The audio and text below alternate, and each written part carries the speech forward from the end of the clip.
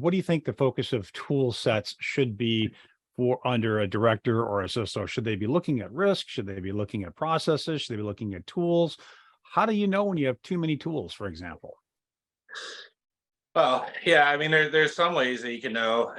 If you look at, I've worked at organizations where you'd have three, PAM solutions, and for different reasons, but each one of them could support all three, but they don't. And then you try to, because some are only on the endpoint, some are only on the server. That's a more obvious one. But let's say you're gathering the same data from the same place, or you're processing the same data in two different places. That would take doing like a full tools analysis and gap analysis to realize if you're even doing that. How are we doing this today?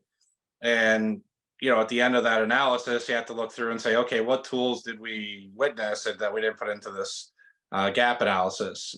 So you might even have tools, like you said, that are shelfware, that aren't even being used, or Yeah. they're being used limited, by one person because it came in from an outside source. But they're more or less sitting there for most of the year, and Yeah. sometimes that's okay.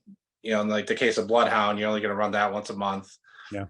but you need to understand where that is, and that's where the risk comes in.